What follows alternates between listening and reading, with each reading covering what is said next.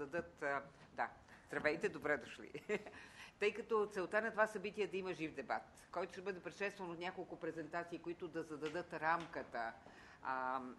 Разбира се, заявена в темата от електронно гласуване към електронно участие, аз ще си позволя да бъда изключително кратка, да ви кажа не само добре дошли, да ви кажа, че целта на тази среща тук е да направим един отворен дебат. Целта на тази среща тук е също така да покажем, че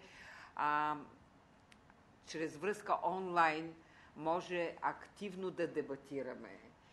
Че има хора, които могат да отделят от времето си. Знам, че има и наши съграждани, които са в Щатите и въпреки това участват.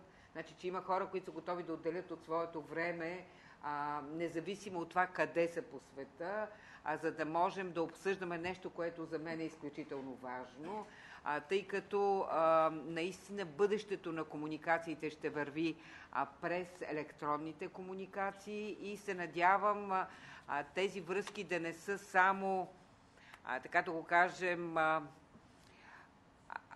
в рамките на онези формални ежедневни комуникации, а тези връзки да бъдат също така по-съдържателни, по-активни и наистина да става дума за гражданско участие, наистина да става дума за ангажимент към публични въпроси, наистина да става дума за нещо, което ние всички наричаме дълг към общия ни интерес.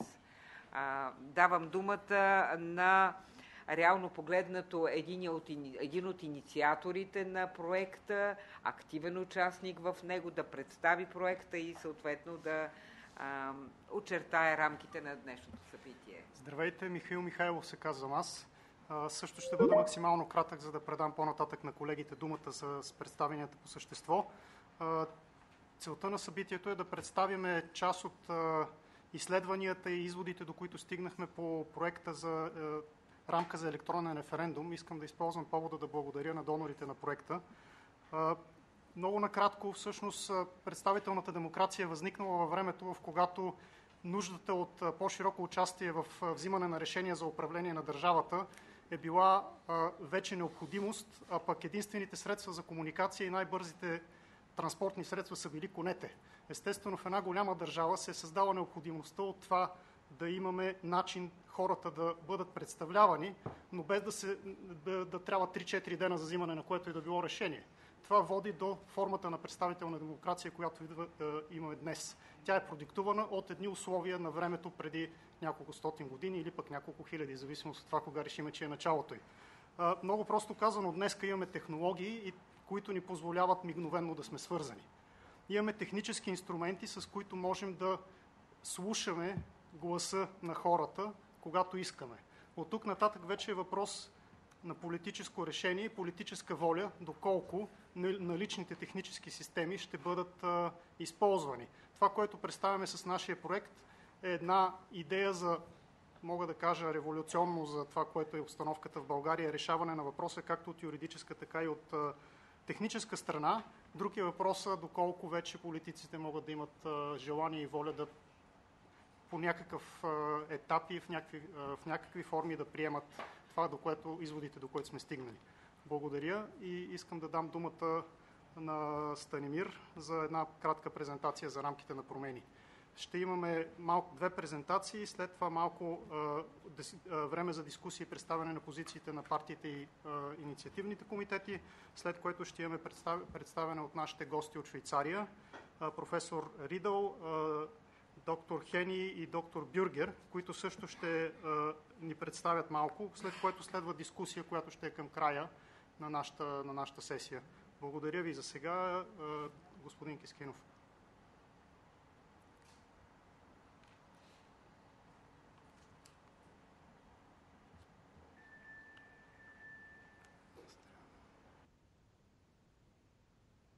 Благодаря. Казвам се Станимир Кискинов и съм ръководител на проекта. Ще представя най-общо и бързичко рамката, която ние предлагаме. Ще започна с това какви са предимствата на модела, който предлагаме на вашето внимание. На първо място това е една реална възможност да се съвместят инструментите на пряката и представителната демокрация.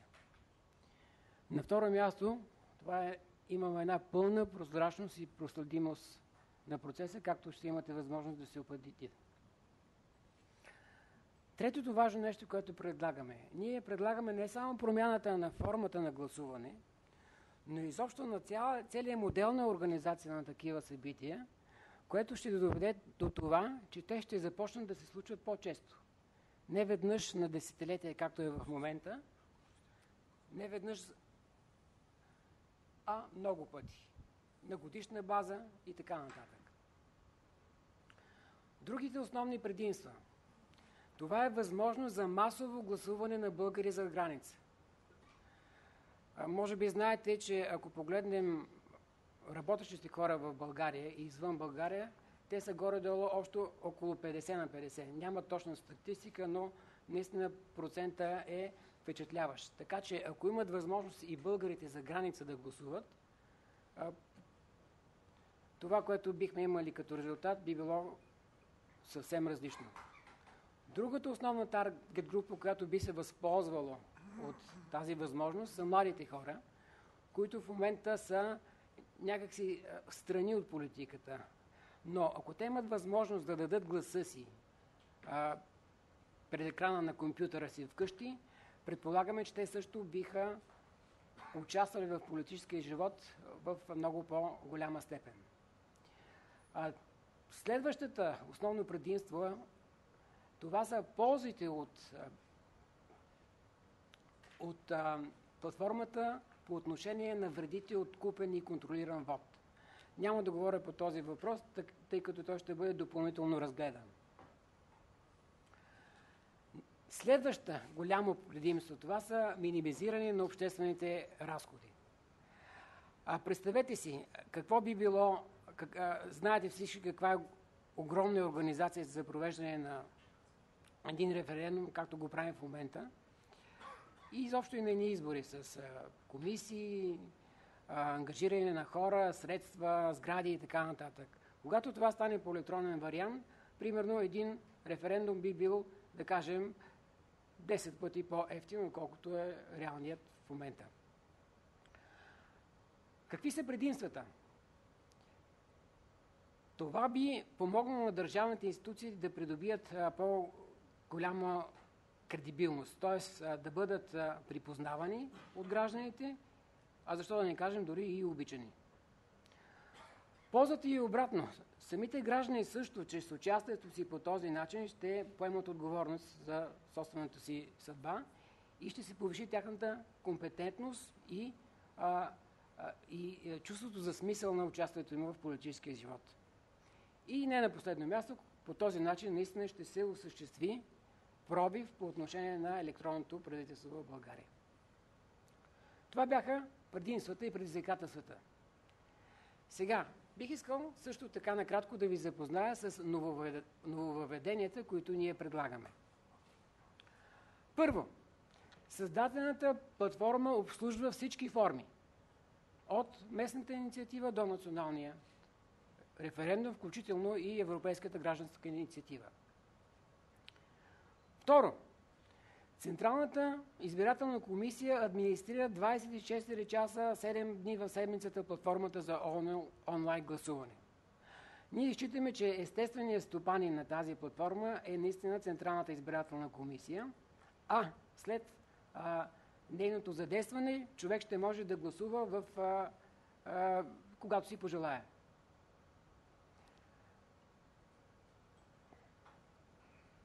По този начин Централната избирателна комисия ще придобие нови отговорности и ще бъде един много сериозен орган. Други нововведения. Въвеждаме задължение на инициативните комитети по отношение на мотивите и обосновката. В тези мотиви те могат да споменат, примерно, части от закон, който би следвало да бъде променен при съответният отговор на зададения въпрос. Разбира се, такава връзка инициативните комитети могат да направят, могат и да не направят и може по принцип да се гласува по принцип, а не конкретно по определен примерно текст на закон. Друго много важно нещо. Бихме искали да дадем възможност на инициативните комитети да избират формата, по която ще проведат своя референдум. Дали ще е класическата форма, такава каквато я знаем сега. Те могат да изберат смесен вариант на гласуване, т.е. и електронно, и на хартиен носител, но ако трябва да бъдем честни, това, което ние искаме да предложим, е изцяло електронна процедура. Защото изцяло електронната процедура ще ни въведе в един съвсем друг свят. Тоест, ние ще избегнем всичките кусури на сегашния модел и ще придобием неща и възможности, от които до този момент не бихме могли да се възползваме. Като процедурата е от самото стартиране на инициативата до нейния край и до нейните последствия в законодателството. По този начин ние наистина ще дадем възможност да се упражни правото на глас на всеки български гражданин. При варианта с 100% дистанционно гласуване, разбира се, трябва да се изпълнени някакви предварителни предпоставки, които в общи линии са свързани с наличието на обществен достъп до интернет, чрез нещата изброени там. След това, ползването на повече от един носител на електронна идентичност. В момента можем да гласуваме само с своите лични карти. Ние предлагаме да можем да гласуваме и с други носители на наша лична електронна идентичност. И също така предвиждаме един удължен период на гласуване. Не само в рамките на един ден, а възможност периода да се удължи. Друго принципно нововъведение, което ние предлагаме. Подаването на предложение за референдум да се извършва без подписка, а чрез посредничеството на ЦИК, чрез платформата. Това е един предварителен етап, защото в момента се събират подписи, събират се и в един момент може да се окаже, че или въпроса нещо не е наред, или пък самото събиране на подписки не е много легитимно. Така че ЦИК ще има възможност да хвърли един предварителен поглед, да прецизира, да бъде един филтър за инициативните комитети и за въпросите, които се подават. И едва след като има това предварително одобрение, тогава вече може да започне събирането на подписите и по този начин ние мислим, че ще се спести много обществена енергия. Казахме, следващото ново въведение е удължен период на гласуване. В момента ние гласуваме един ден, може да се реши и през платформата няма никакъв проблем за това. Срокът за гласуване да бъде 3 дни или една седмица, или 9 дни, примерно една седмица с прилежащите уикенди и така нататък.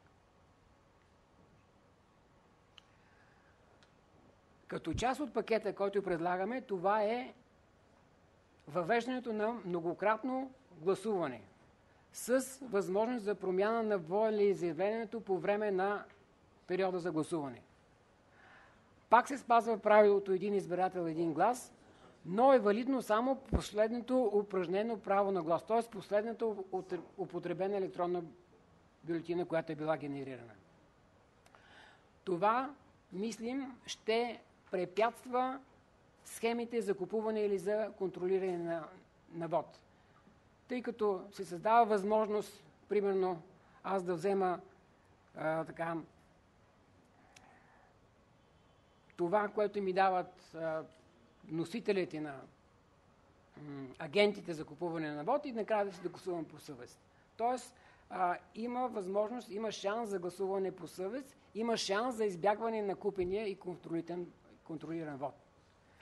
И последното от тази секция въпроси, това е, че е възможна активната регистрация на избиратели, примерно както е в Съединените щати, като това също може да стане чрез платформата. Това бяха основните нововведения, които ние предлагаме, които биха могли да станат много лесно чрез малки промени в сега действащия закон. Последното, което ще обърна внимание, това са как точно се случват нещата хронологично. Кое след кое следва и какво се появява като крайен резултат. Казахме, имаме предварителна заявка на съответния изпълнителен комитет към платформата на ЦИК. И това е първият филтър за легитимност и на комитета, и на зададените от него въпроси, мотиви и обосновки. След това ЦИК решава дали да го допусне за разглеждане към Народното събрание или да го прекрати. Искаме на този етап да има отделен регистър, в който да се отбелязва всяка постъпила заявка, защото ЦИК може да реши правилно, но може да не реши правилно. И тук е един основен момент. Ако членовете на инициативния комитет считат, че ЦИК нелегитимно е отказал хода на тяхната инициатива, те ще имат възможност за оспорване на решението на ЦИК като административен орган, тъй като сега никой не може да използва решенията на Народното събрание. Ако ЦИК каже да, въпросът отива за разглеждане в Народното събрание, по комисии и така нататък. Тук въпросът е дали Народното събрание ще може да дефинира въпроса или ще може да се произнася само дали той е меродавен, т.е. законен или не.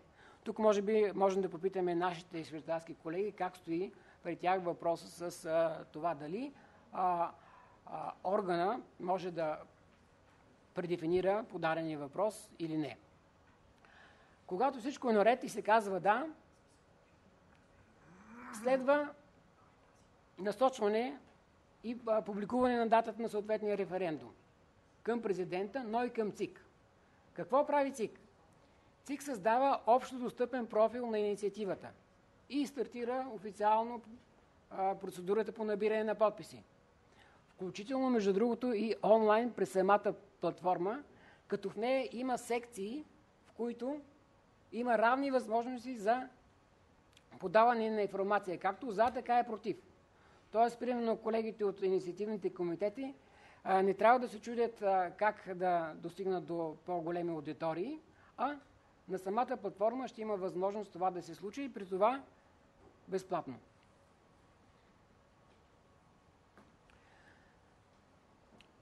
След като вече е насрочен... имам още два слайда. След това стартира борач за събиране на подкрепа. Идентификацията на данните става автоматично. Тоест в момента ние ги събираме на хартия, след това ги правим на електронен носител, ние веднага при това положение ще ги имаме готови в електронен формат. И ако се съберат достатъчно подписи, добре, процедурата приключва успешно. Ако не могат да се съберат достатъчно подписи, процедурата се затваря и инициативата спира до този момент. Разбира се, за местен референдум трябва да има изискването и за постоянно местожителство. И при преминат праг, вече процедурата се задейства с реално гласуване, такова каквото ще имаме сега на предстоящия референдум. Другото основно предназначение на платформата е, че чрез нея ние ще можем да проследяваме какво се случва след като хората са се произнесли. Примерно след като има да, дали промените в законодателството, които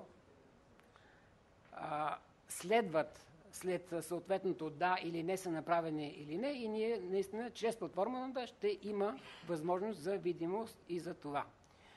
Това е моята така кратка първоначална презентация. Да, връщам думата на водещия.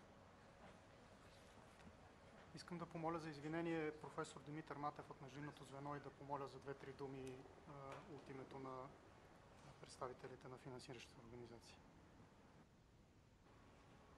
Благодаря ви. Казвам се Димитър Матев и съм член на швейцарското междинно звено. Балкански институт по труда и социалната политика е част от консорциума, който е швейцарско междинно звено.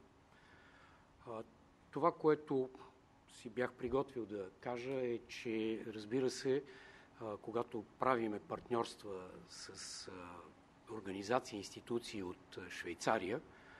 Всичко това, което ни идва на ум, разбира се, са часовници, шоколади, банки и пряка демокрация.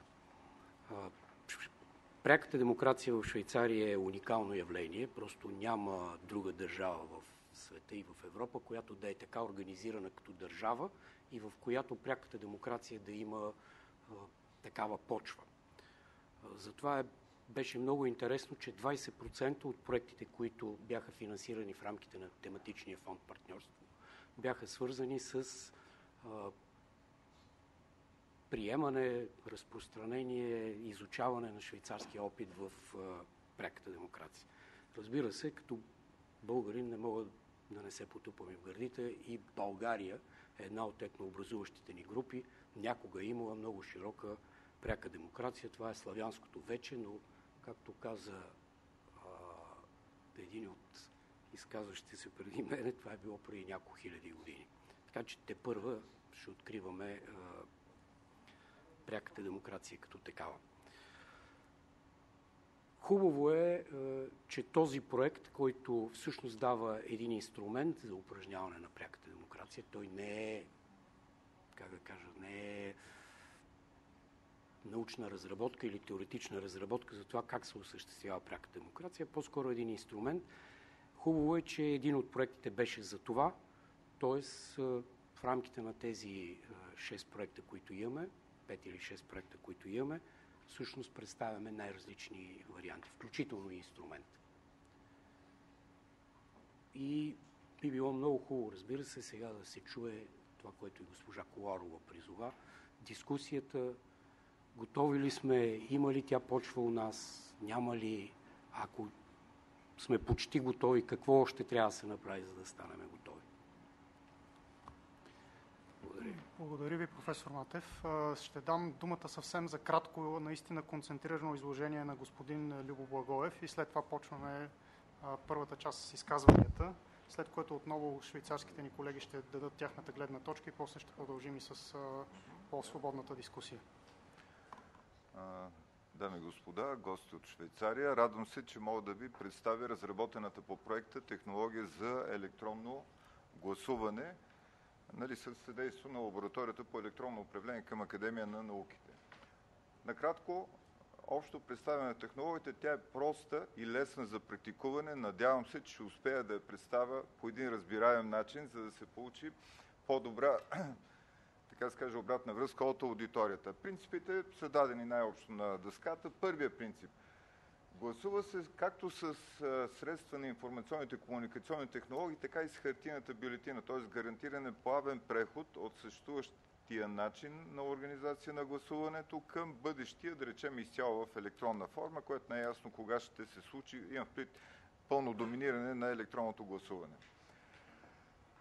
Не се използват предварително подготвени списъци, т.е. изчезват всички там истории с фантомите, защото в процеса на самото гласуване се удостоверява правото за упражняване на вод.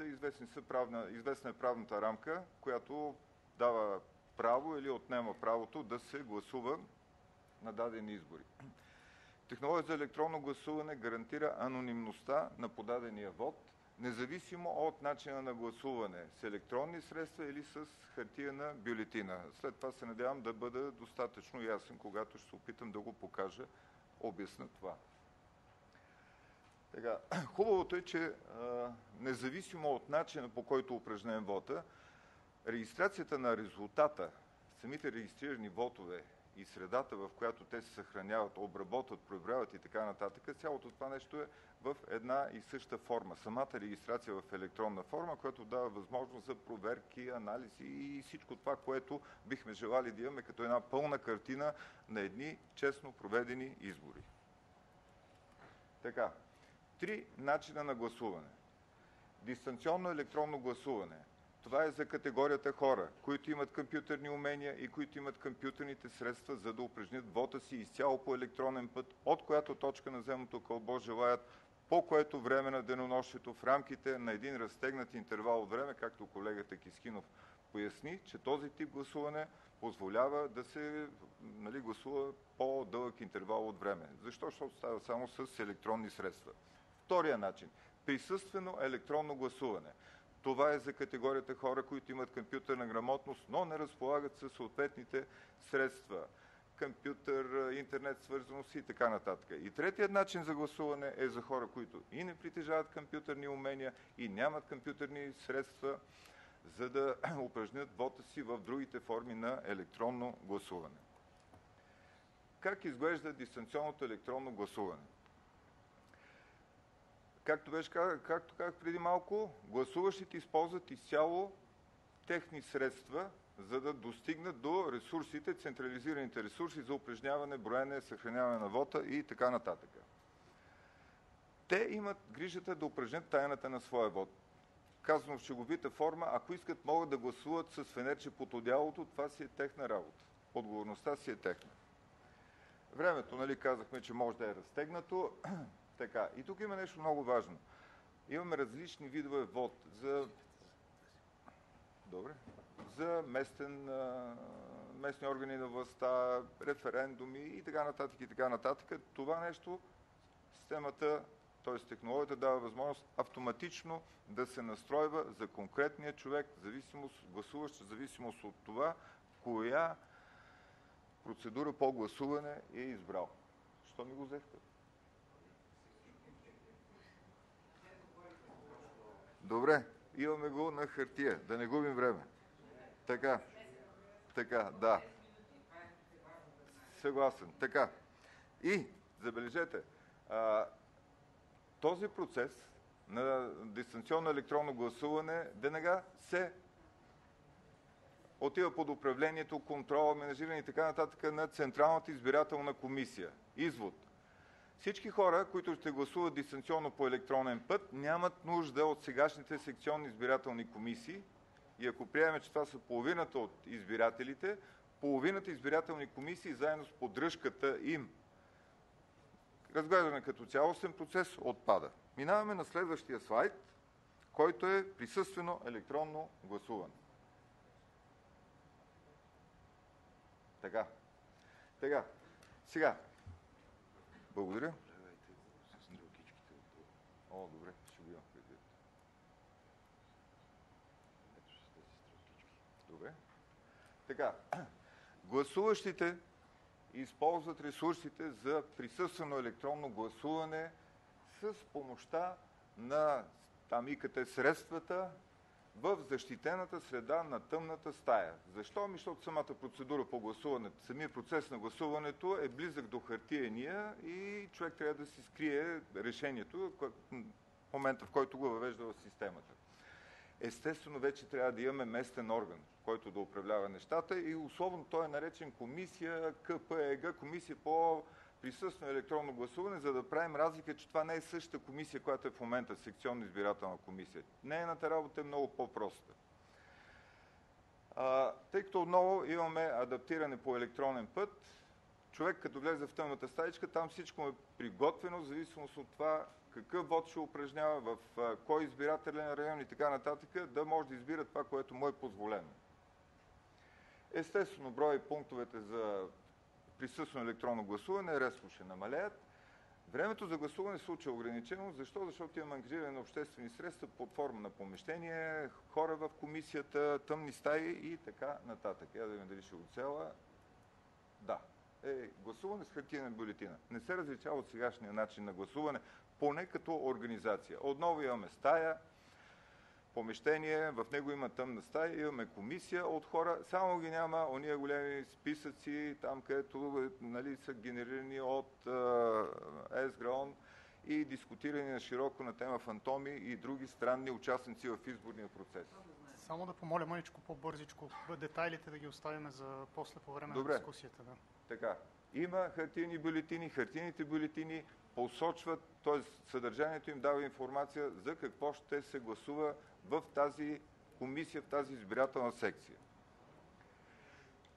Управлението на целия процес става с електронни документи, които се издават от ЦИК и от гласуващите. Това, върху което бих желал да съсредоточа вниманието, е електронният документ, електронна бюлетина. Но преди да стигна до него, Уникален анонимен идентификатор. Така доста абстрактно звучи. Какъв е смисълът? Генерира се данна, която представя участник в гласуването само за дадена процедура по гласуването. Тя се генерира на базата на електронната му идентификация, не коментираме там карти и така нататък. И ако някой ми покаже и видя уникалния му електронен идентификатор, въобще ако видя уникален електронен идентификатор, по обратен път не мога да стигна до данните на гласуващия. Така че ако има някакви съмнения, значи тук се правят някакви алгоритми с асиметрично действие, да не се възстановява и така нататък. Не коментираме, значи това математиката го е решила теоретично, има алгоритми и програмни средства, с които това става ясно, надежно и без да е необходимо да се съмняваме в това нещо. И имаме електронен документ. Тук вече ние си имаме законодателство, закон за електронен документ, електронния подпис. Сега ще се модифицира покрай директива 910. Няма значение. Същността, че имаме електронен документ, не се променя. Електронната бюлетина съдържа в себе си електронната идентификация на гласуващия, този уникален електронен, извинявам се, отишъл съм в погрешна посока. Така, уникалния анонимен идентификатор, за какво гласуване става дума, коя е гласовата процедура, по която гласуваме и така нататък. Сега, забележете, това е електронен документ, който се подписва, но не от гласуващия. След малко ще кажа кой е. Тоест, отново искам да се обърна към всякакви съмнения, че има възможност елементи и данни, т.е. така ска, елементи, процедурни елементи и данни, генерирани от тях, да бъдат деформирани в процеса на гласуване. Как изглежда като функционални компоненти предложената от нас технология за електронно гласуване? Има един портал за упражняване на вод. Има втори портал за преброяване на вотовете. На този портал се генерират електронните бюлетини, които са носители на вота. Ето ги гласоподавателите, които имат достъп до портала. Това съкращение, по-нататък го има в разгърната форма, означава модул за упражняване на вота. Тъй като още колегата Кискинов каза, прехода към електронно гласуване ще даде възможност ефтино да се извършва гласуването, ефтино да се практикува пряка демокрация, в общия случай трябва да разглеждаме варианта, когато сме в процедура, в която паралелно, поне по електронен път, върват няколко вота. Тоест, могат да бъдат генерирани няколко модула активни за управление на вота. И аз като гражданин, влизайки на портала за управление на вота, избирам съответната процедура, зад която стои съответния модул, който управлява. Отделните комисии в деня на гласуването имат достъп до съответните модули за управление на вота, за да вършат това, което ще го разкажа след малко.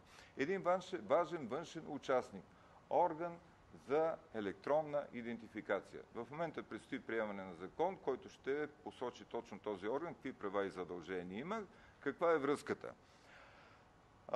Портала за упражняване на вод подава през единната среда за обмен на електронни документи заявка за идентификация на съответния участник. Той връща обратно отговор, който след малко ще видим какво съдържа и какво влияние оказва на процеса.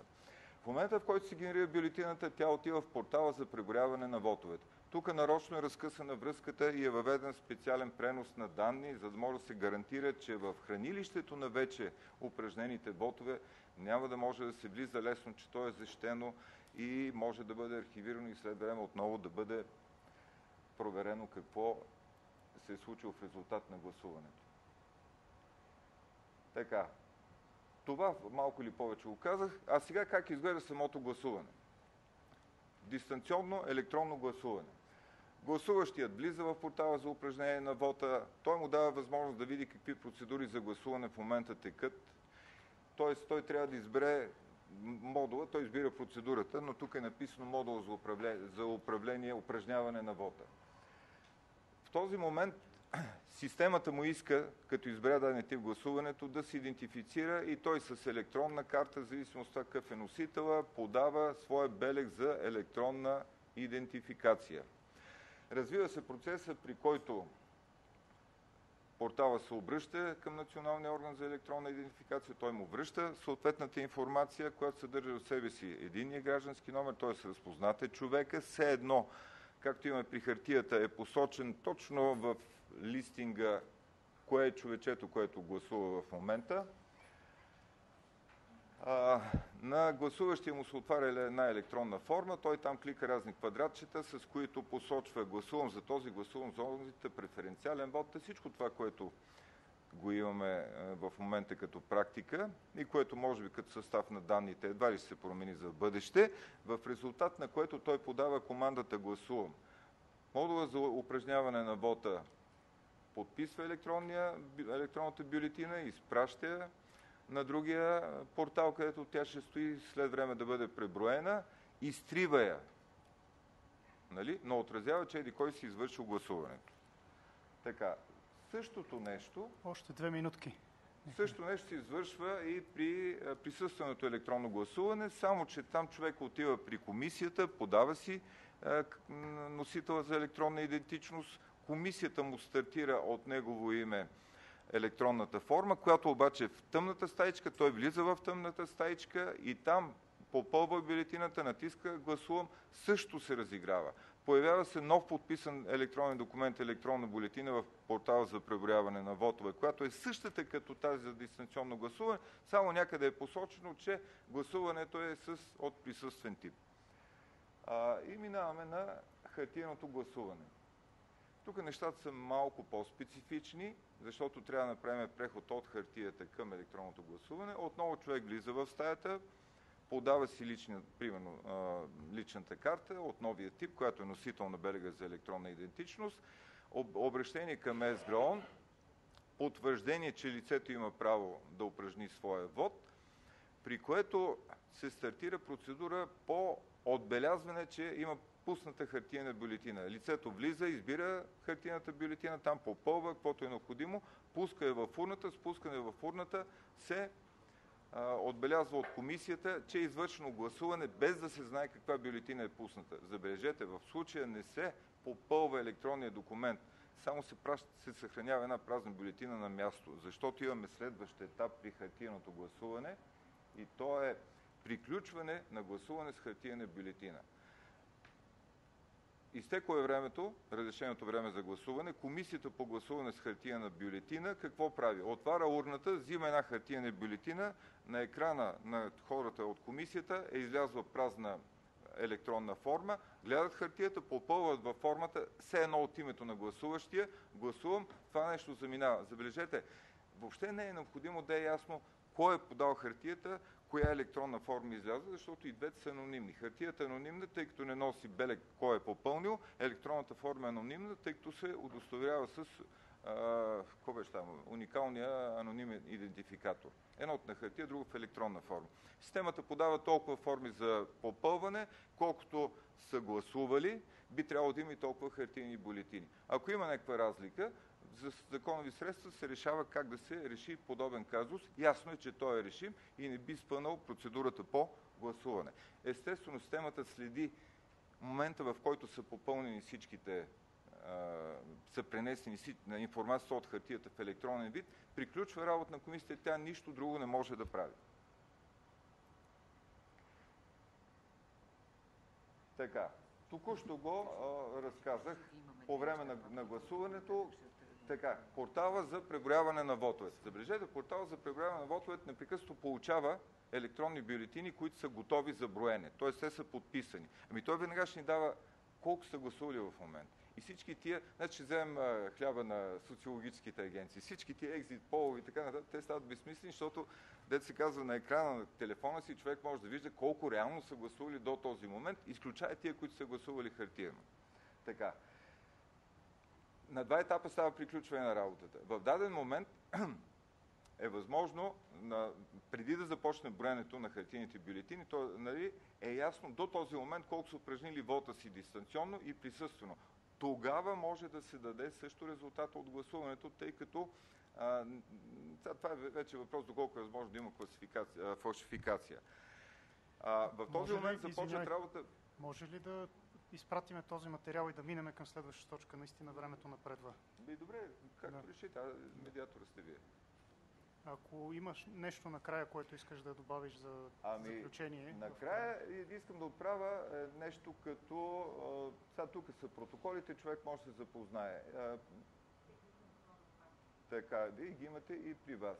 Сега, в момента, в навечерието на предстоящия референдум, ще започнат усилени дебати. Тук има представители на двата вида инициативни групи, за и против. Аз като лице, който по образование и занятие си изкарвам прехраната с информационни технологии, разработка на технологии от този тип, бих пожелал да чувам два типа говорене. Едното да бъде чисто политическо говорене, другото да бъде технологично говорене. За мен чисто политическото говорене се базира на внушението на политическата личност, която може да каже "вервайте ми" и без да излага никакви аргументи да очаква, че хората ще ги последват. Технологичното говорене трябва да бъде канализирано, за да даде възможност спорещите страни да се срещнат. В момента има един доклад оценъчен за естонското електронно управление, не коментирам какъв е, но той се конкретизира върху три характеристики. Първа – сигурност на гласуването. Резултатите от гласуването не могат да се променят. Тоест, като започнем технологично говорене по принцип за електронното гласуване или за предложената по нашия проект технология, нека, ако се говори за сигурност, да си има преди това понятие за сигурност. Втората насока – тайна на вота. Означава, че е достатъчно условие, има средства, за да се гарантира тайната на вота. Моля, ако се дават характеристики в насока осигурена или тайната или не тайната на вота, да се коментират конкретни черти. И третата характеристика – потвърдимост, повторяемост на резултатите. Тоест, колкото и пъти да ги броиме, да получаваме един и същи резултат. Тук в машинна форма нещата са ясни. По-нататъка е посочено, че нашата технология по тези три критерия дава задоволителни резултати. Благодаря ви за вниманието. Благодаря и аз. Смятам да дам думата за изказване първо на нашите народни представители, след това на представителите на инициативните комитети и на други политически партии.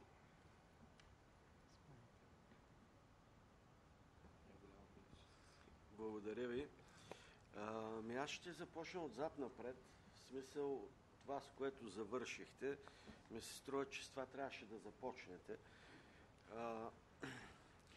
Значи технологията се разписва в закона. И технологията трябва да изпълни закона. Като представител на политическата сила, която най-силно защитава електронното гласуване, така ще кажа кои са главните проблеми при нас. Без значение как ще го класифицирате като политическо или като технологично говорене, но всъщност иде реч и за двете. Какво трябва да докажем? Трябва да докажем, че електронното гласуване изключва, не допуска, защитава срещу познатите форми на манипулация на вота. Купуване на гласове, корпоративен, масов, контролиран вод. Затова въпросът, който много бързо го прескочихте технологично, за нас е много важен, защото ние го отговаряме непрекъснато. То как уникалният идентификационен код, или както ще го наречем в конкретния смисъл, гарантира това. И как се издава? Дали е на карта? И картите после злоумишлено се събират от организатори на контролиран вод. Дали изисква личното присъствие на гласоподавателя, който не е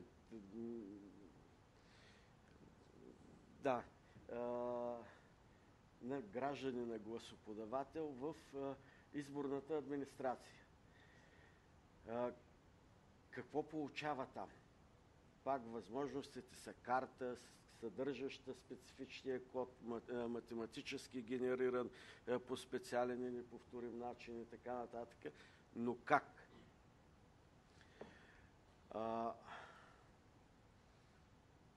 Аз лично много пъти съм отговарял за това как възможността за повторно гласуване, т.е. за корективно гласуване, е вид защита. Ама достатъчна ли е тази защита? Тук е необходим технологичен отговор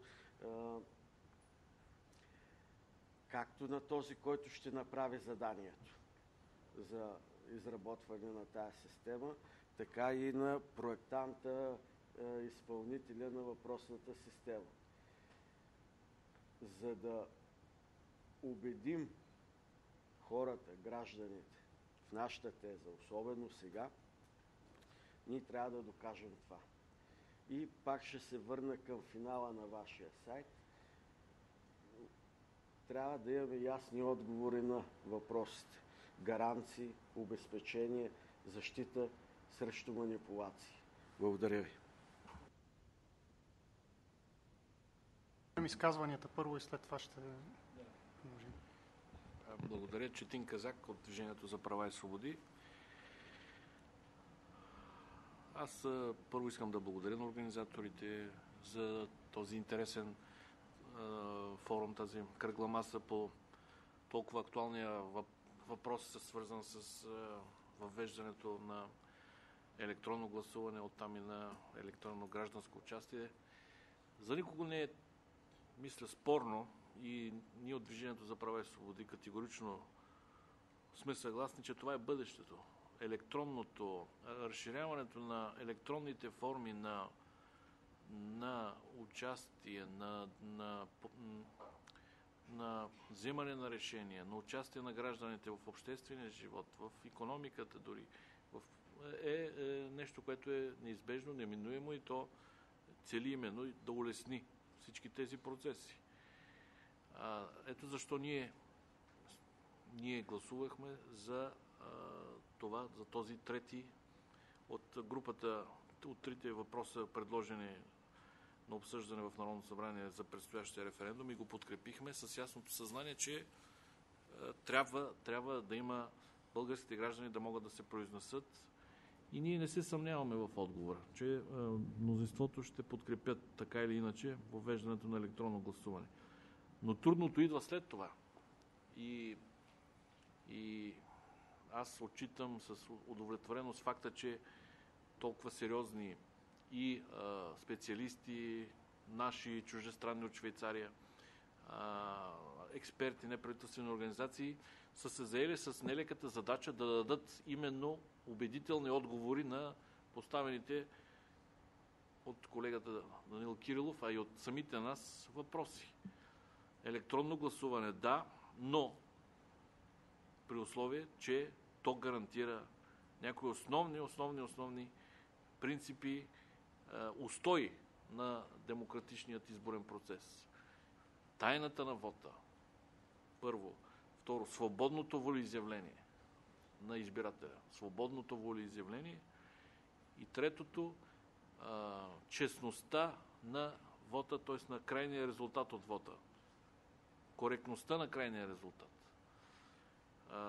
И всичко това минава именно... Това са нашите политически принципи и идеи, които се споделят от всички нас и на които ние държим. Те са кондицио sine qua non, въобще за да започнем да говорим за въвеждане на електронно гласуване. И на тези политически въпроси, на тези основни принципи, експертите, специалистите трябва да дадат технологичните отговори. Може ли или гарантирано ли е на 100% или не? Ако е гарантирано на 100%, тогава няма проблем. Но ако има рискове, ако има неизвестности, ако има съмнения, тогава трябва те да бъдат разсеяни, те трябва да бъдат преодолени. Тайната на вота, както каза и колегата Кирилов, може ли да се гарантира, че гражданинът няма някой друг да узнае как е гласувал? Коректността на вота. Може ли някой да гарантира, че някой няма да използва неговия код, за да гласува вместо него? Може ли някой да гарантира, че някой няма да надзърча пред рамото му, когато стои вкъщи пред компютъра и набира? Въвежда си кодовете, натиска копчето за съответната партия.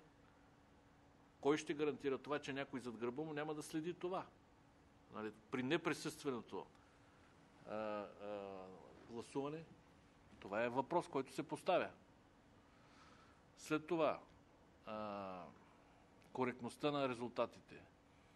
Да предположим, че технологично всичко сме изпипали, създали сме всички технологични гаранции гражданинът да си употреби коректно вота, да няма вмешателство, контролиран вод, тайната на вота е гарантирана. Кой ще гарантира, че след това обработката на данните няма да бъде манипулирана? Кой ще гарантира, че няма да има хакерска атака в централния сървър с манипулация на коректно събраните резултати от вота и да бъдат манипулиран крайния резултат? Ето това са въпроси технологични, на които политиците ние чакаме категоричен отговор, за да го предложим на гражданите. И се надяваме наистина да получим и в рамките на тази дискусия, а и по време на кампанията, която започна вече с оглед на предстоящия референдум, за да можем и ние на нашите избиратели да отправим съответните послания. Да, може да се гласува и електронно по един достоверен, убедителен, автентичен начин или не може. Благодаря. Благодаря аз. Заповядайте. Благодаря ви, Станислав Анастасов от Движението за права и свободи. Аз нямам кой знае какво да добавя към това, което каза колегата ми. Движението за права и свободи винаги е стимулирало развитието, имплементирането на алтернативни начини за изразяване на вота, което да гарантира конституционното право да го обезпечи на практика на всеки български гражданин да може да гласува. Независимо къде се намира, независимо поради какви зависещи или независещи от него обстоятелства, той не може да стигне до изборната секция, за да упражни правото си на вот.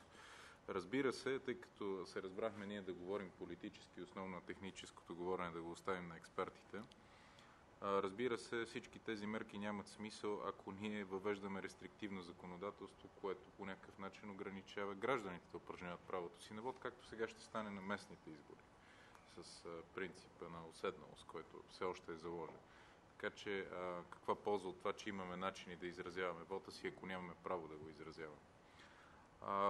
Злоупотреби, да започнем от гарантираната анонимност, определено нещо е много важно. Също като избирател и активен избирател, не само пасивен, аз много бих се радвал да има и начини за верификация на вота.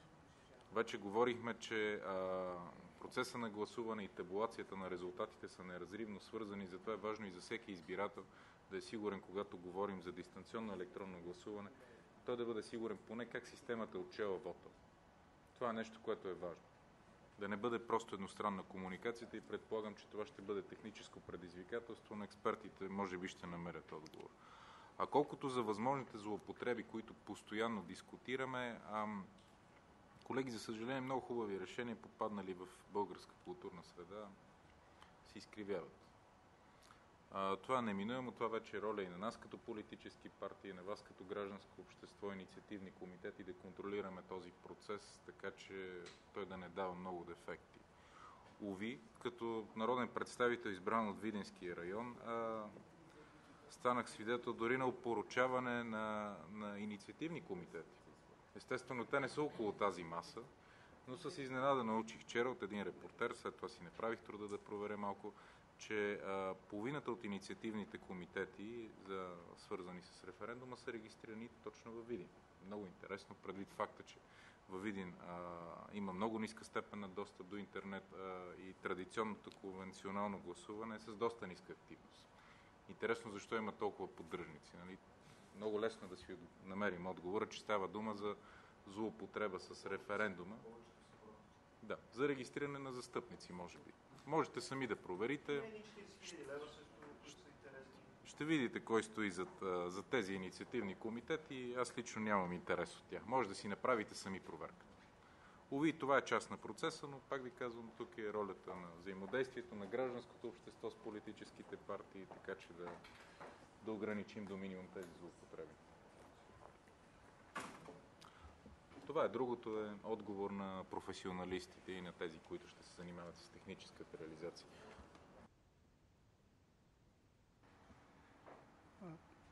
Благодаря ви, господин Анастасов.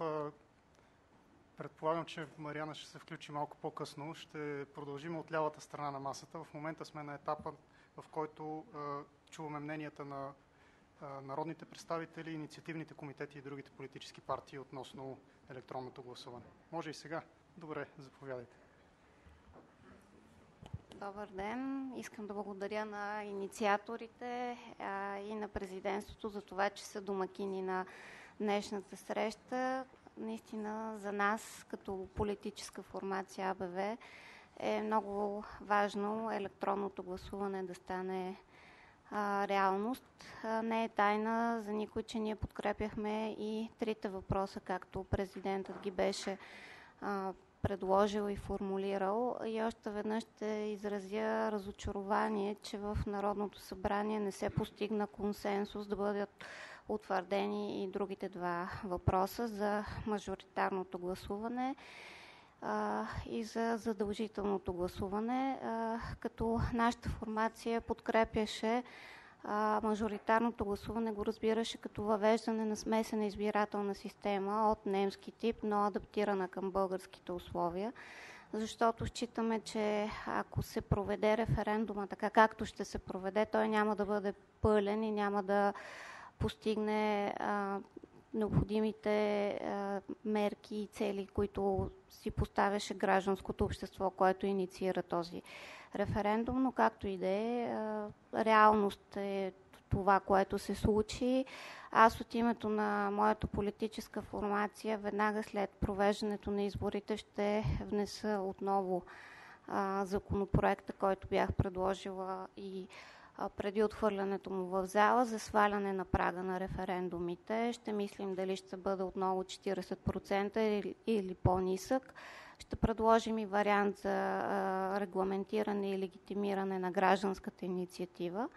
А в кампанията сега по време на изборите ще бъдем активни да подкрепим електронното гласуване. Съжалявам, че закъснях и съм изпуснала част от дискусията, но за мен е изключително важно да чуя експертното мнение, ако хората се произнесат с да и се преодолее изключително високия праг, какви са техническите възможности и параметри да се случи електронното гласуване и как ние ще гарантираме наистина тайната на вота и възможността да се предотвратят злоупотребите.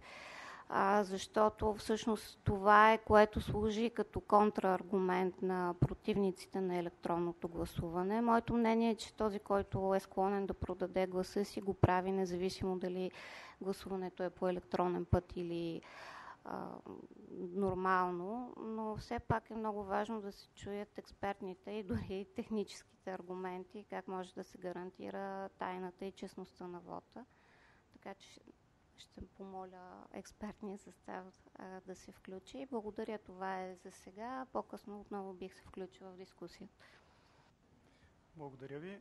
Искам да помоля представителите на инициативния комитет и на другите партии да се изказват по един човек от комитет по около 2 минутки, ако може да взимаме, за да можем да минем към следващия етап, след което ще почне дискусията, в която по-свободно ще можем да говорим.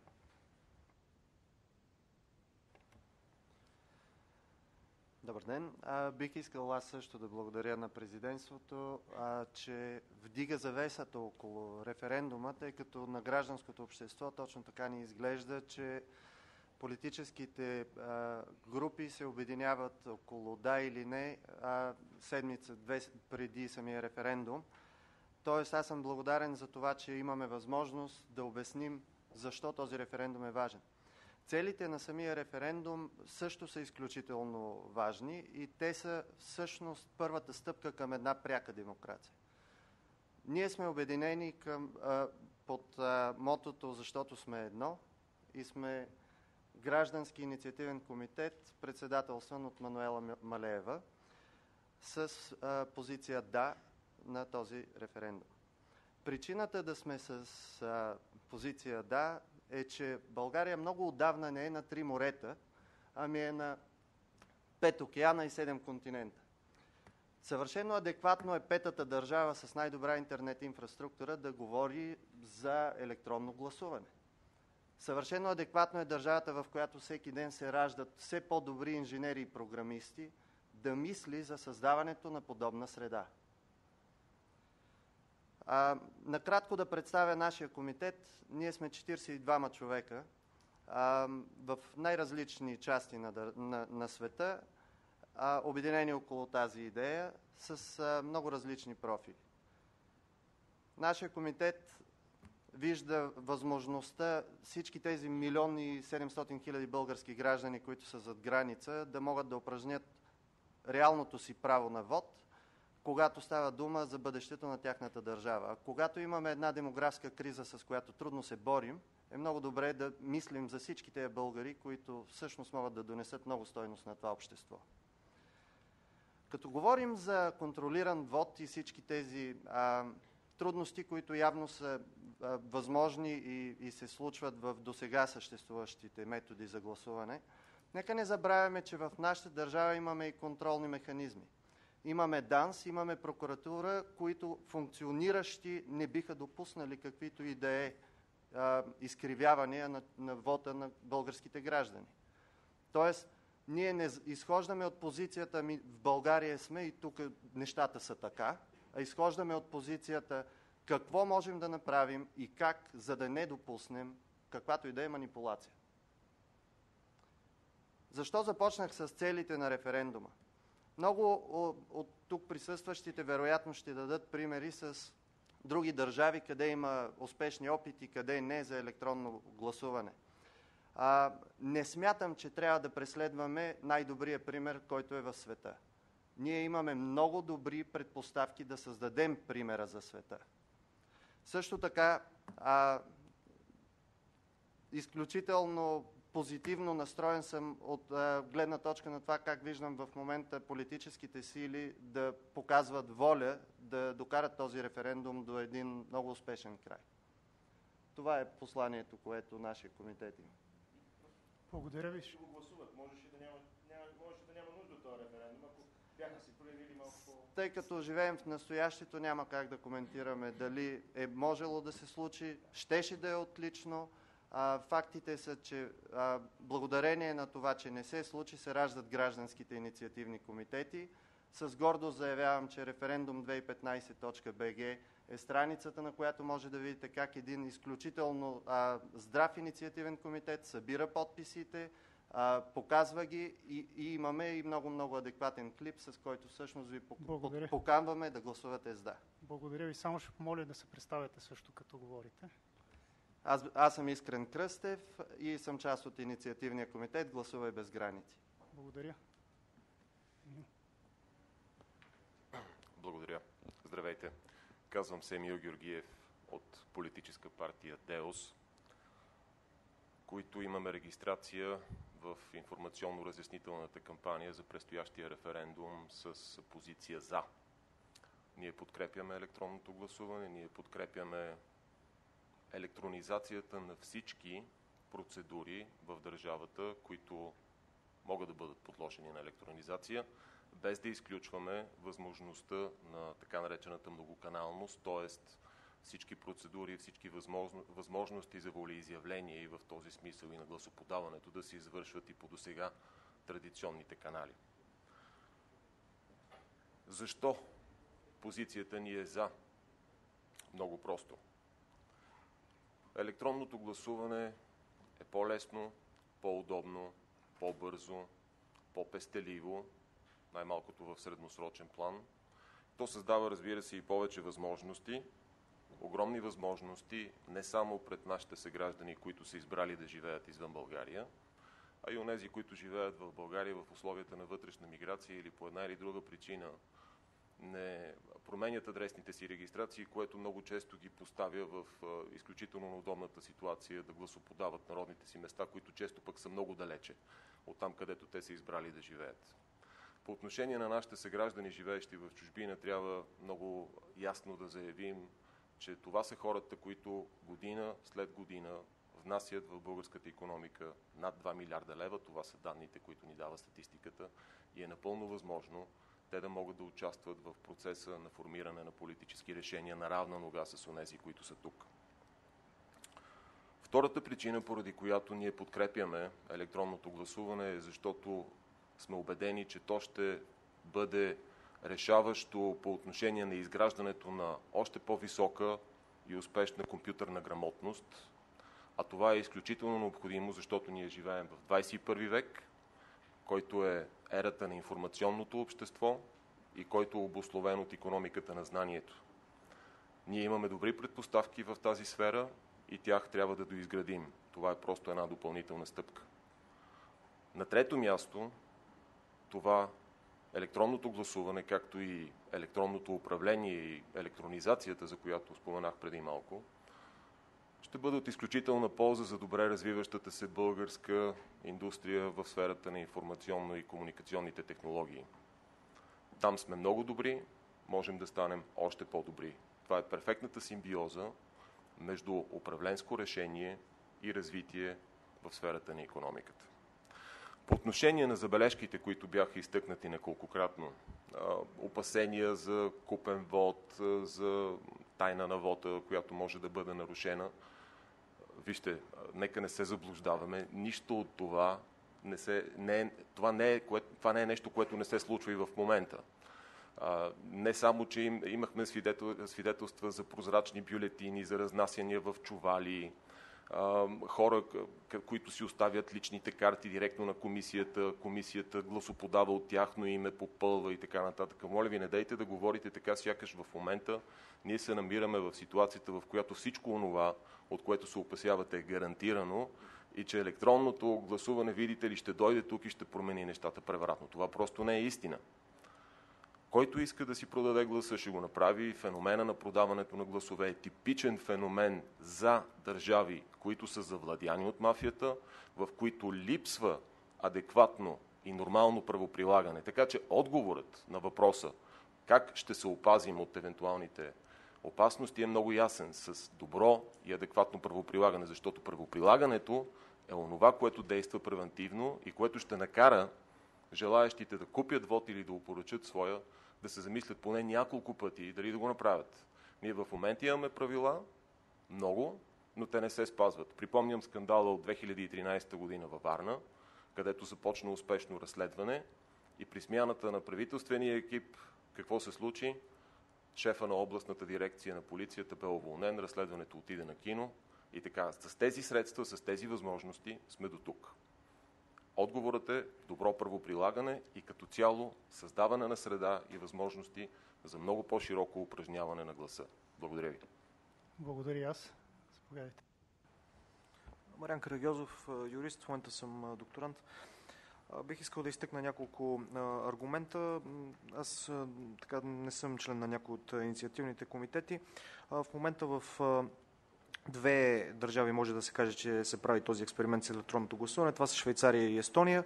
В много други, преди това много високо развитие, държави с компютърно грамотно население, с много висок стандарт на живот, като Германия, като Великобритания, като Ирландия, като Холандия, са правени подобни експерименти и те са се отказали. Това се дължи на няколко основни причини. За да имаме честни и прозрачни избори са необходими 4 етапа. Единият е кампанията, другия е самото гласуване, процеса на броенето и след това евентуалното съхранение и верификация. Електронното гласуване не се отнася единствено към кампанията.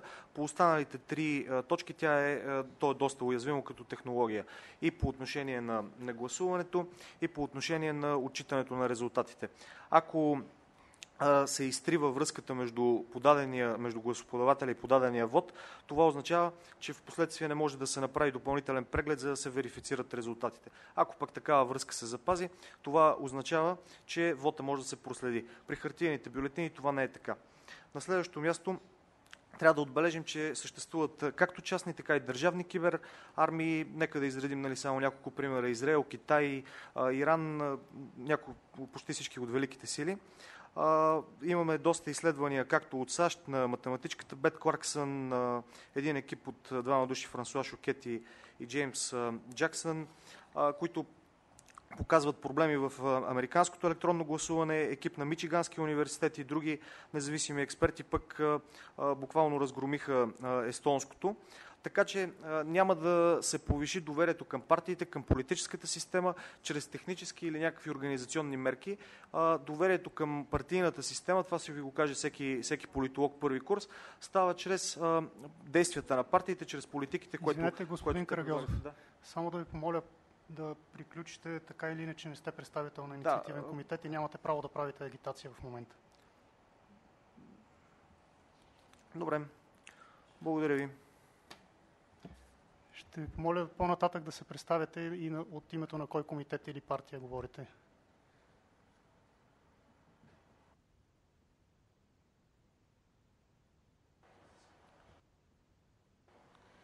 Дами и господа, в рамките на политическото говорене аз също бих искала да се присъединя към благодарността за организирането на днешния разговор.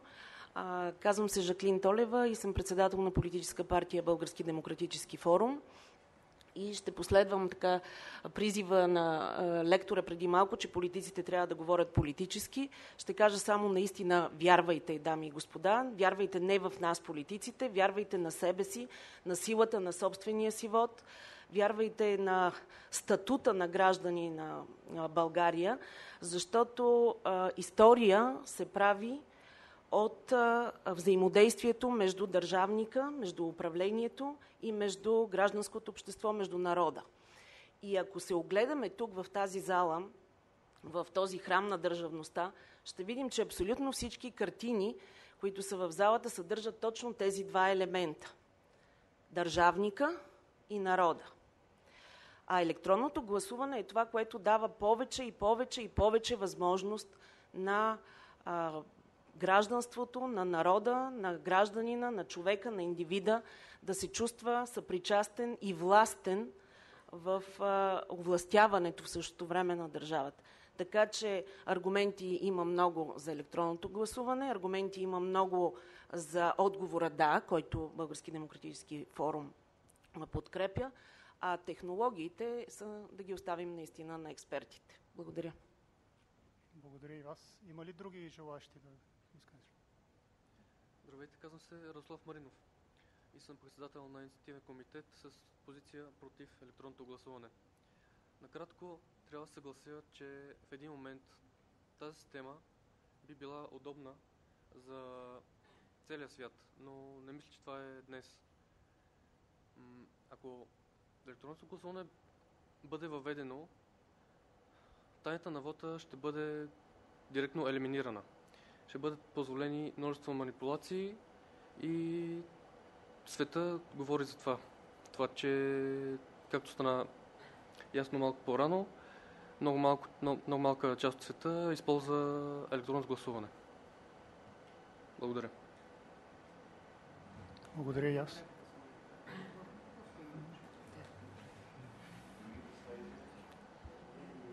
Има ли други представители на инициативни комитети, които биха искали да говорят? Да, заповядайте. Добър ден и от мен. Казвам се Емил Иванов и представлявам инициативен комитет с позицията против. Преди да изкажа моите аргументи, защо съм против, искам първо ако има някакви съмнения, да ги премахна, че като млад човек и като човек, който се възползва от новите технологии, съм наясно какви са предимствата. Но съм наясно обаче и какви са недостатъците. Основните наши притеснения са няколко. Едното е, че първо тайната на вота не може да се гарантира. Самата система като такава не гарантира тайната на вота. Естествено зависи от човека това дали той ще гласува в присъствието на някой или не, но самата система не го гарантира. Другото, което е самото въвеждане на нов начин на гласуване само по себе си създава нови предпоставки за купуване на гласове. Самото въвеждане на нова система, независимо каква е тя. Да не говорим, че електронното гласуване е една много удобна система за купуване на вод, тъй като физически лицето, което подава гласа си, не присъства в помещение, не присъства на място, където има не един, а много хора, които контролират това нещо да няма манипулация и така нататък. Има още много други неща, които са за притеснение. Примерно това, че ако системата, колкото и сигурна да е тя, макар че има стряскащо много примери за системи, които са твърдяни, че са изключително сигурни, също са били разбивани от хакери или каквото е било. Това, че системата дори да се окаже напълно надежна и сигурна, тя защитава само себе си, само самата система, но защитава компютъра или което да било устройство, от което се гласува. Нали, да кажем, че се гласува от мобилен телефон или от компютър или от каквото да било устройство, което има достъп до интернет. Системата не защитава устройството, защитава само самата си система. Има още много други тревожни неща, но това е основно. Благодаря. Благодаря ви. Други?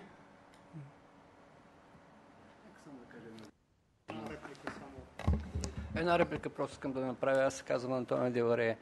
Вижте, ние се държиме като младо семейство, което се несо в ново жилище и се двуми дали да се пусне тока. Майката е силно притеснява, че бебето може да бръкне в контакта. На такива аргументи няма какво да отговорим. Риск има. Знаете, че по пътя ще стават десетки катастрофи.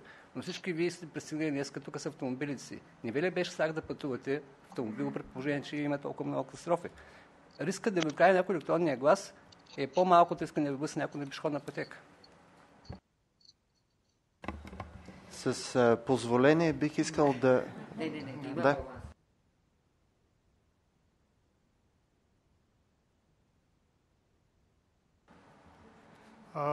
I would like to invite our colleague from Switzerland to take the floor now and take their presentation and their view.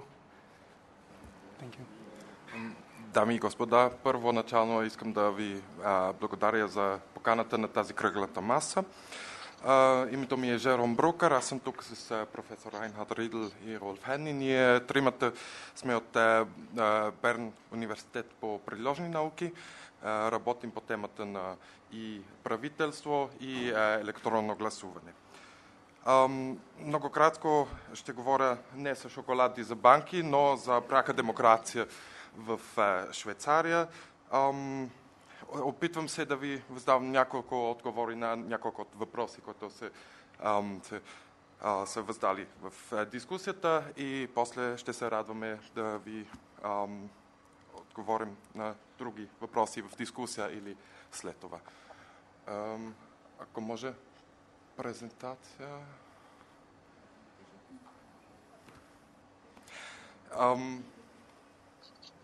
Добре, продължавам на английски, по-бързо ще стане. A few words on the Bern University of Applied Sciences. We are a university offering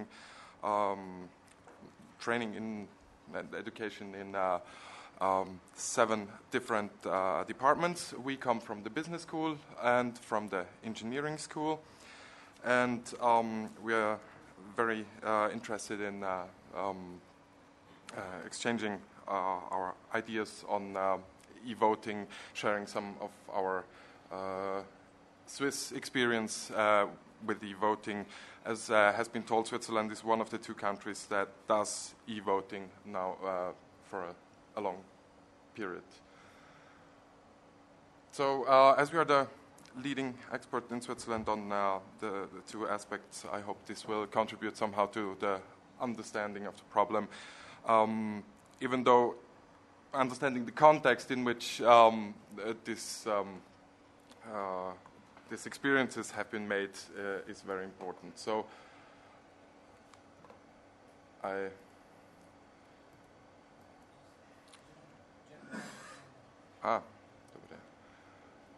Не.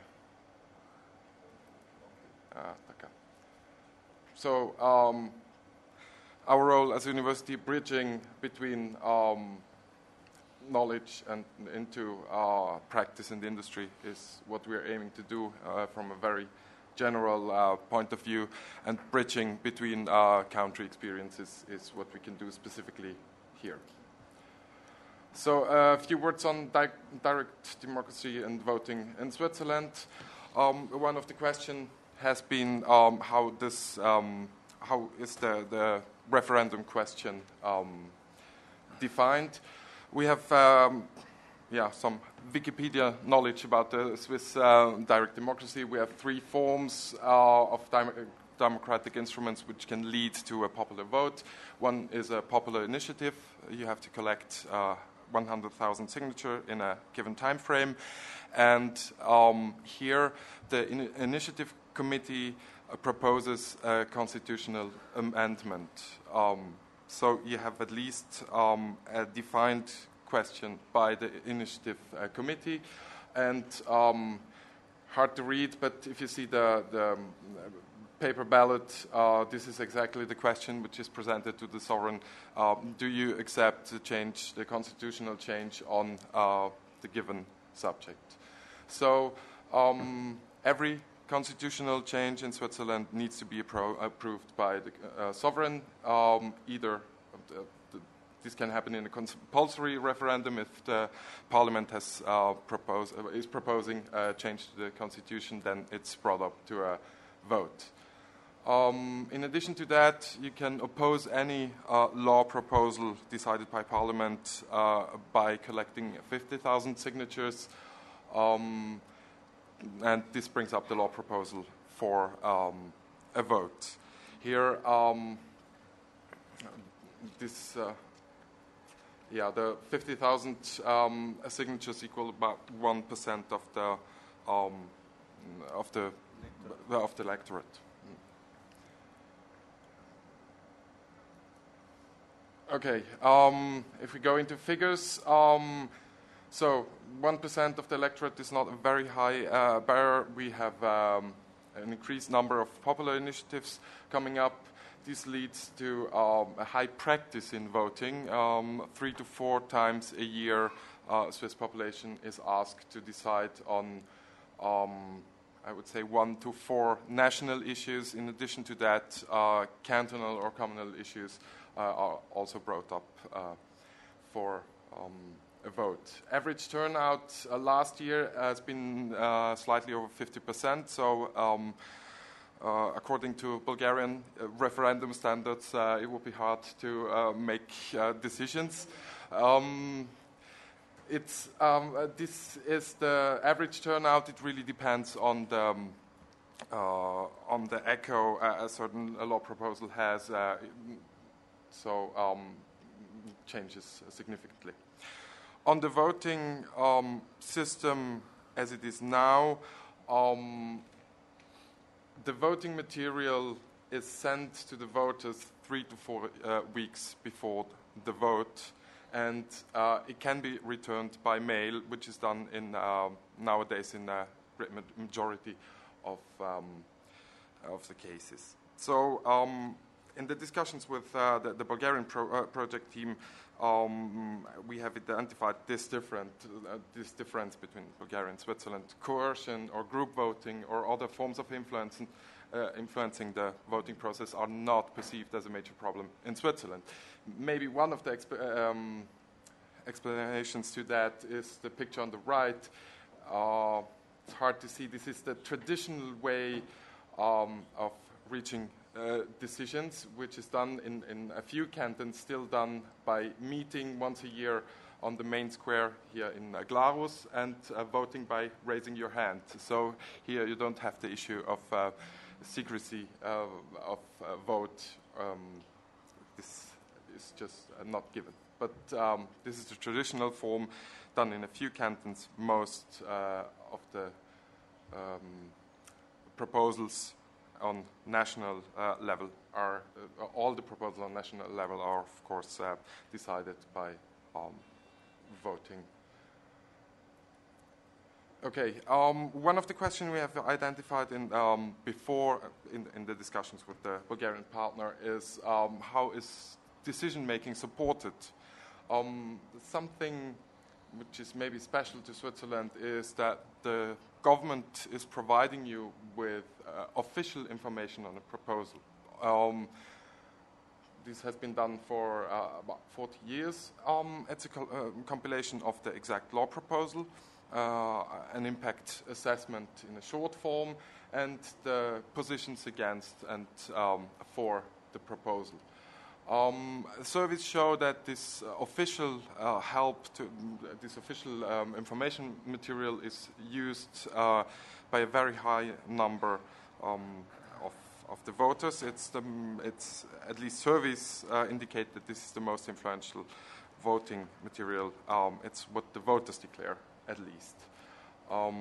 So this is one way of supporting the decision making as it is done in Switzerland. If we come to the voting system and to e-voting more specifically, the challenge in Switzerland is the federal organization of the state. So all the cantons, the 26 cantons of Switzerland, are responsible for implementing the voting process according to the federal law and ordinances. This leads to different situations in the cantons. Also, the voting rules may slightly differ, and different e-voting system in terms of technology have been deployed in the Swiss cantons. Till recently, 3 systems have been in use.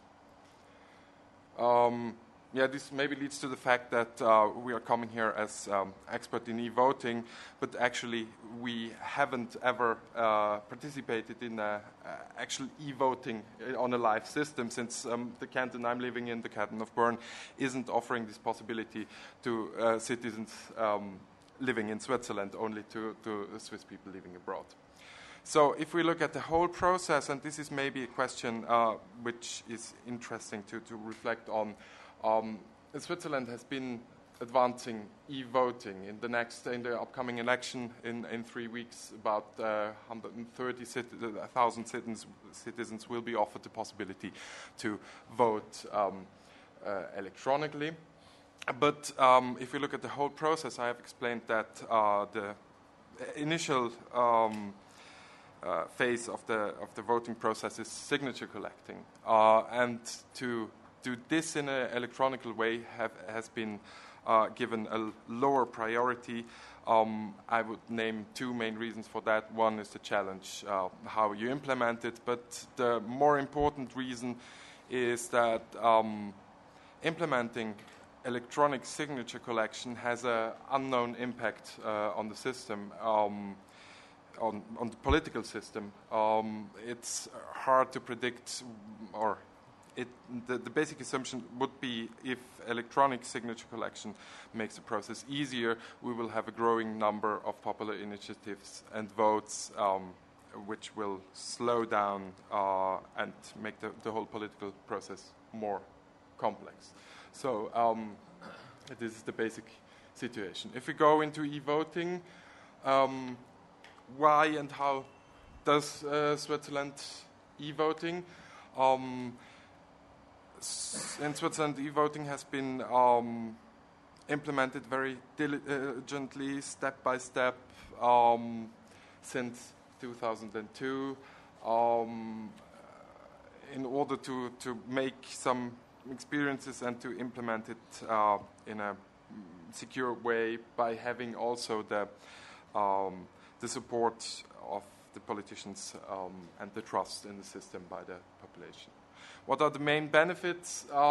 They're listed here. I think one of the key benefits is giving the right to vote to Swiss living abroad. I mean, not giving it in a practical sense. For Swiss people living abroad, they are also sent the voting materials 3 to 4 weeks in advance, and they have to return it in time. So depending on the country and the postal system in the place where you live in, you will be able or you will not be able to participate in voting. Online voting enables all Swiss citizens living abroad to participate in votes and elections. What has been debated is the impact on the turnout. Is it possible to positively influence the turnout rate by introducing e-voting? Most of the experts would say that electronic voting doesn't have a significant influence on the turnout. So you won't really reach new voters to participate in the political process. So how was it implemented and what can we learn from it? The first systems are here listed as black box systems. Black box because you enter, as described here, you enter your credentials, you vote in the system. It's all secure to the best knowledge. But at the end, you get just a message, thank you for voting, and you won't know, you won't have any control over the system, over the counting process, over the whole implementation. This leads to vulnerabilities that are existing and can't be really seen, found. And the question of trust by the citizen is up for debate. You just, it's a black box, you give your vote and you don't know what's going to happen.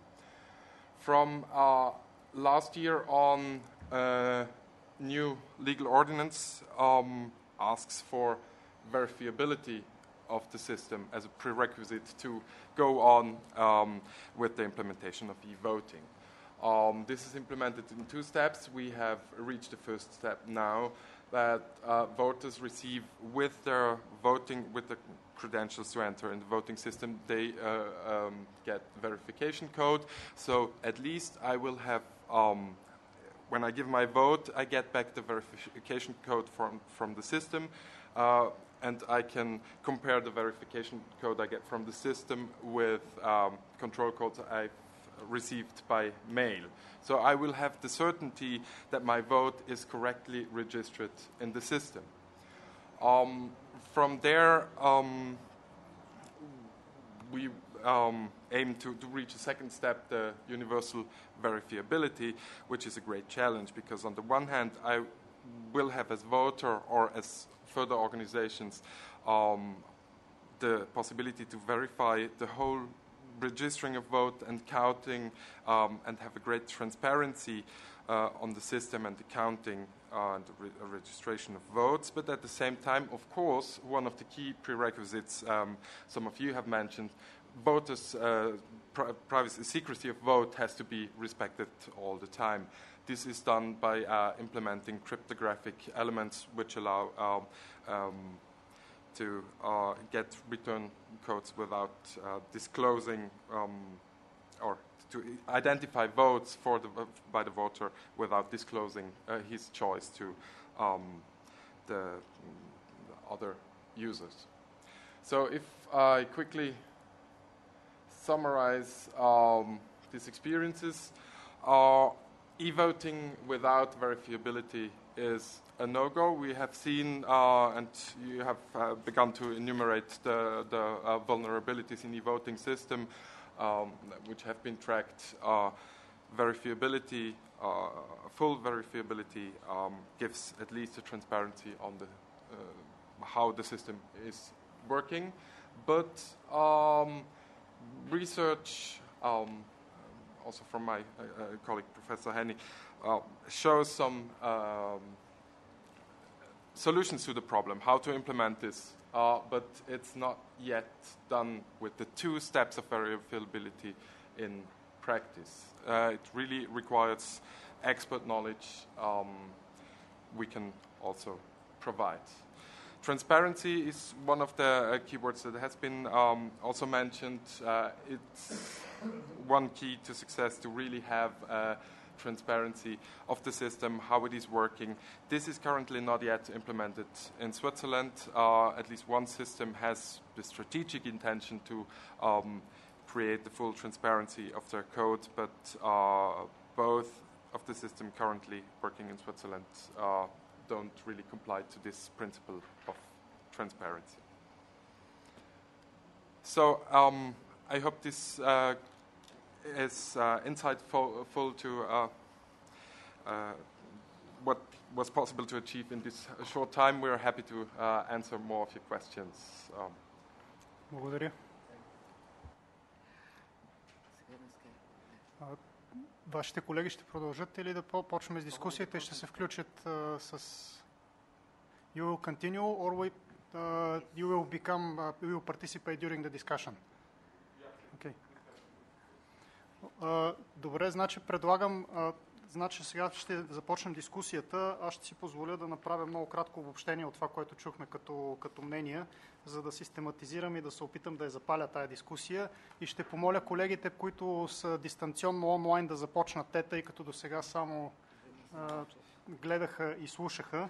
Също така, доколкото разбрах, Мариан Карагьозов е член на политическа партия, която той не спомена. Не сте. Еми, добре. Окей. Съжалявам отново за погрешната информация. Това, което чухме от нашите народни представители, от представителите на инициативните комитети, е всъщност, разбира се, мнение за и против. Аз бих ги разделил последния начин. Има страх от това, че неразбирането на технологията предполага някакви нейни характеристики, т.е. че тя има определени проблеми. Благодаря на тези депутати, които всъщност имат доверие на техническите специалисти, да могат да кажат дали това е така или не е така. В нашия проект ние сме се опитали да анализираме технологиите по множество параметри, да разиграеме доста сценарии, включително свързани с притесненията от запазването или нарушаването на дадените атрибути на вота. Разбира се, роля на политиците и на цялото общество е, ако има воля да се приложи такава система, да допринесем за това да минимизираме страховете на гражданите, които имат такива. Другото нещо, което чух, е всъщност факт. Технологиите не могат да решават проблеми, които не са технологични. Ако някой иска да си продаде гласа, той ще намери начин да го направи, по независимо какъв начин се реализира гласуването. Затова нека да търсим технологичните проблеми, да търсим техните, т.е. да решаваме технологичните проблеми с технологични средства и нетехнологичните проблеми с нетехнологични средства. Другото нещо, което чухме всъщност е, че основно, че всъщност държиме пак системите за гласуване, за електронно гласуване не изключват многоканалност, т.е. възможност да се гласува и по традиционния начин за всички, които искат. Т.е. никой от предлагащите такива решения, включително и нашия екип, не предполага, че ще има изместване на електронното гласуване. Предполагаме механизми. Ние сме разглеждали сценарии за по какъв начин технологиите ще запазят анонимност на вота, уникалност, коректност, честност, свобода. Има много механизми за това. Може би в презентацията, които ще изпратиме, ще ги дискутираме. Не искам да се включвам, да се спирам на техническите детайли. Бих искал да дам думата, не знам дали Краси Гаджоков ни чува онлайн. Ако е там, да се включи. Той е един чувам ви. Да, благодаря. Ти си един от експертите по технологична сигурност, така или иначе, така че може би едно от въпросите, които ще засегнеш, ще се радвам да е това. Благодаря. Абсолютно. Красимир Гаджоков от Канада съм. Член съм на инициативния комитет Гласува без граници, който беше представен тук. Дългогодишен специалист съм специално по информационна сигурност в фирма, която прави годишен приход от 12 милиарда долара. Давам това за пример просто по аргумента, че електронното гласуване не е сигурно. Електронното гласуване е толкова сигурно, колкото всички останали милиарди дейности, които извършваме всеки ден вече електронно, включително и банкови транзакции, защото ако това не беше така, целият свят да беше се сринал. Всичката технология, която ползваме, би трябвало да се откажем от нея, би трябвало всичко вече да е хакнато, според аргументите на противниците, които вече чухме, което е тотален абсурд, защото, както виждате, света продължава да работи и да въвежда все повече и повече технологии. Във всичко има риск. Както казаха няколко колеги, въпросът е колко голям е този риск. Въпросът е този риск да бъде обществено приемлив и обществото да приеме, че такива рискове са допустими. Както каза и колегата Антони Деларея, риск има в това да излезем на улиците, риск има в това да се качим в колата, риск има в това да летим с самолети. Много по-голям ли е риска да летим в самолети? 1 милиард души летят с самолети годишно. И тези 1 милиард души има рискове, те знаят за тия рискове, въпреки това продължават да го правят. При това, от това нещо зависи техния живот, а не просто гласуването в едни избори. Искам да кажа специално за няколко неща за сигурността. Значи по критиката, аз лично отговорих и ще го напиша на английски това нещо и ще го пратя на този професор от Мичиганския университет. Неговата критика към естонската система. Тя е предимно за оперативна сигурност. Тя почти не е за технологии.